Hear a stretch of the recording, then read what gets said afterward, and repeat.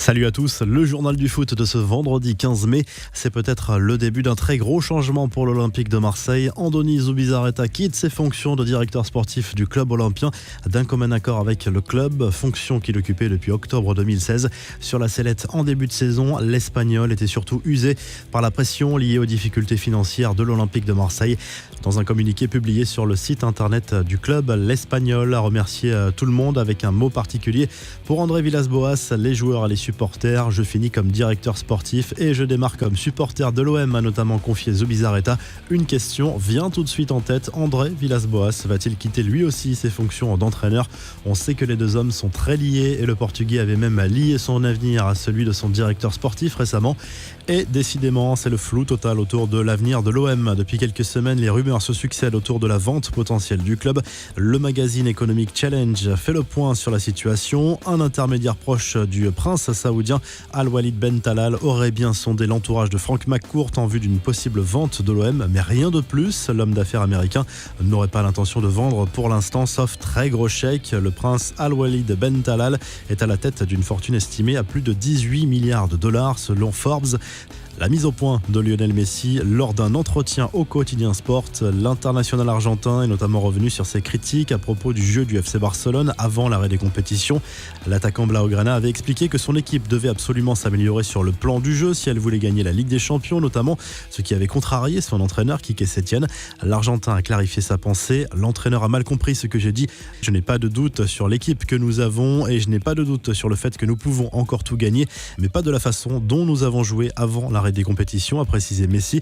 Ce dernier a également évoqué son confinement. Physiquement, je me sens très bien. Pour le psychologique, c'était évidemment difficile pour tout le monde car c'est une situation très étrange, a reconnu la star blaugrana.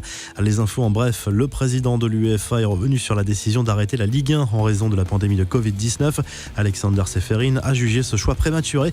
Ce n'est pas une chose idéale parce que beaucoup ont prouvé qu'on pouvait jouer à l'exception de quelques championnats, a souligné le dirigeant de l'UEFA qui espère par ailleurs que le PSG et Lyon finiront la Ligue des Champions. Ces déclarations n'ont pas échappé bien sûr à Jean-Michel Aulas qui a immédiatement retweeté les propos de Ceferin pour plaider la cause de son club qui milite pour une reprise de la Ligue 1 alors que son avenir reste très incertain. André Villas-Boas a immortalisé son retour dans la cité phocéenne sur son compte Instagram. Le Portugais a pris la pause, sourire aux lèvres devant son portrait réalisé il y a quelques semaines par un artiste marseillais.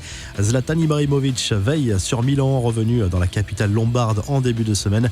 Le Suédois s'est de nouveau fait remarquer sur Twitter en postant une photo de lui avec une vue magnifique sur la ville et ce message: Dieu est de retour et veille sur vous, a écrit l'ancien parisien. À la stat du jour, cette saison, Erling Haaland à lui tout seul a marqué plus de buts que toute l'attaque du Real Madrid, pourtant composée de Benzema, Hazard, Bale, Jovic, Mariano et Rames. 38 à eux tous contre 40 pour le buteur norvégien. L'Olympique lyonnais champion de France chez les filles, la Fédération française de football a officialisé le sacre des Fenotes qui remporte un 14e titre consécutif en D1 féminine.